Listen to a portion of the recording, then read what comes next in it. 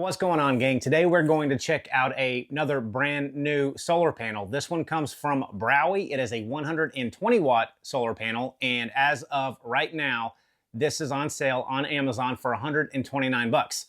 So if the output on this thing is anywhere near its rated 120 watts, that's a really good deal, but we're gonna test it out and see if we can get anywhere near that rated 120 watts. And we're gonna get this thing opened up really quick. I'm not gonna draw this video out, but again, it's rated 120 watts. It's a monocrystalline solar panel. It's got a couple of USB outputs on the control module on the panel. It's got a quick charge USB-A and a Type-C power delivery rated at 45 watt output. So that's always good. You can charge up your phone or your iPad or a speaker or whatever directly off of the solar panel and not have to use a power station.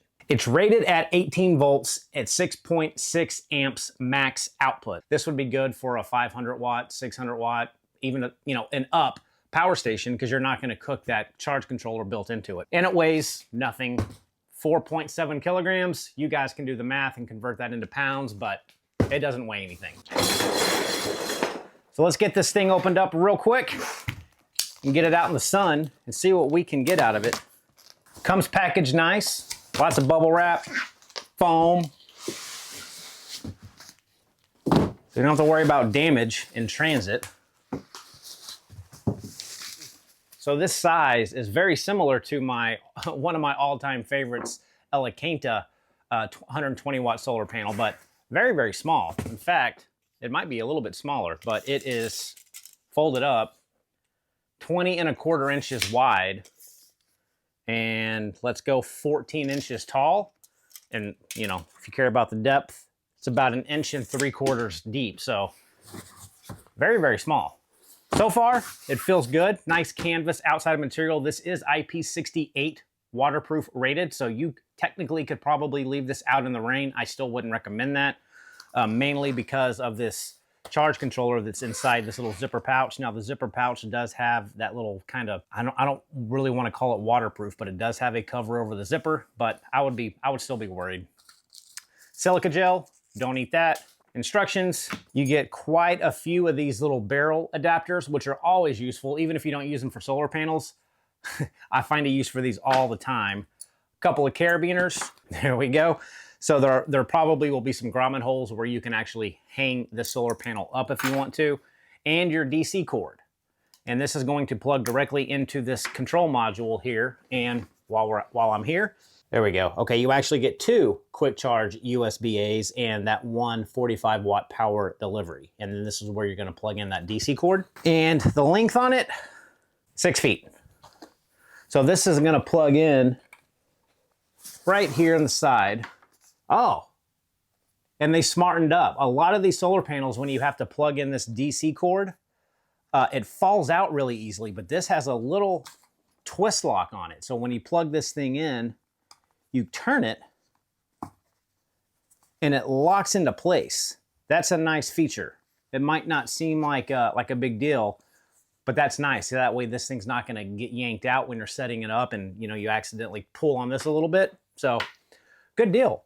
Now, the only thing that I see right off the bat that might be difficult to use this panel is it doesn't come with any type of like MC4 connectors or Anderson connectors or XT60 connectors, because that's what a lot of power stations use. You have all these barrel connectors, but I'm probably gonna have to go find a power station that either uses a barrel type DC input for solar, or find some type of solar cable that I already have here laying around that goes from barrel adapter to MC4, XT60, I don't know. You're gonna have to look at your power station to figure out how you're gonna connect this solar panel to the power station. Let's get this thing opened up a little bit and see what the panels look like. So I'm just gonna zip this thing up. Velcro. Okay, it looks like we do have kickstands. I don't know how many we have yet. So it is a quad fold, but not too wide, not too long. Unfolded length, we're looking at 56 inches. So not overly large. Again, this is just a 120 watt panel, but it does have that ETFE coating that's gonna kind of help protect those panels from rain and sun and grime and dirt and all that good stuff. But we do have a kickstand on each of the panels. We got 1, 2, 3, 4, and that is good. Some of these solar panels will only come with maybe 2 kickstands on the ends. And that means the middle of the solar panel can bow in or bow out. It's just really hard to keep that front of that solar panel really flat on a flat plane. But having 4 kickstands sure does make for setup a lot easier. And they are adjustable. They got a little elastic piece right here, so you can really kind of stretch these out. So that's nice. So overall, yeah, it feels nice. So I'm gonna have to go find a power station that either A, takes a barrel input, or find some type of connection cable, MC4 or something, to hook up to one of my power stations. So I'll see you guys outside. All right, guys, well, I have this thing set up. It's only 8:30 in the morning, so the sun is pretty abysmal in terms of solar output. But I do have it hooked up to my AC 180, and the problem, well, it's not a problem, but I'll go ahead and unplug it. Well, right now we're getting 59 watts. So that's not terrible for this time in the morning, but I had an adapter for one of these 7909 barrel inputs. It did not come with this. I luckily had this at home that I plugged in the DC cord that comes with the solar panel, and that's what I'm using for this power station. So you might have to kind of fiddle with a connection for whatever power station you have, but this works for me. And we're still getting around 60 watts. 57. But I'll come back and check this thing around noon and see if we're gonna get anywhere near that 120 watt rated output. As well, I get anxious waiting on around noon or 1 to do these tests. It's around 10:45 a.m. And if my camera focuses, right now I'm getting 81 watts off of this panel. So that's really not too bad. It is a bit hazy. I don't know if you guys have heard, but we've got some massive wildfires up in the Texas Panhandle, and I think we're getting some of that haze pushed down to us. But you know, 81 watts for 10:45 a.m. with this panel isn't too bad. All right, now one thing I did want to show you, I've got my standard phone charging cord plugged into one of the USB-As to Lightning. I'm going to plug it in so you guys can see that this panel will charge. There we go. Okay, my phone has recognized it. And it's hard to see on these apples, but we are actually charging my phone. Unfortunately, I can't show you the wattage because Apple doesn't do that. But this panel is charging this phone by itself through the USB-A port. Well, we are back at it again. It is around 12 o'clock noon. I hate trying to get these things where you guys can see them. 85 watts now. But the most that I've seen this was at 88 watts. So, gang, it's really hard to determine. I mean, there is haze up in the sky, obviously, and I think a lot of that has to do with a lot of the wildfires that's going on right now. But otherwise, you know, 88 to 90 watts isn't terrible for a 120 watt panel, because I think that I could get more if it wasn't so hazy. But, you know, this thing is so small, to be able to put 80 watts in to your power station, especially at 120 bucks, that's just a little over $1 a watt hour. So I don't think it's that bad, but let's go back inside and I'll give my final thoughts. Well, I had to do it, guys. I got my new favorite 100 watt shade stopper solar panel hooked up. It's literally 2 minutes later. And I'm getting, again, 86 watts. So this is pulling the same amount of wattage as that 120 watt panel. So the conditions are about average for both of these panels.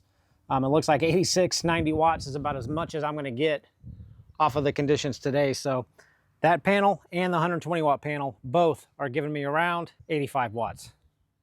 Okay, final thoughts on this Browey 120 watt panel.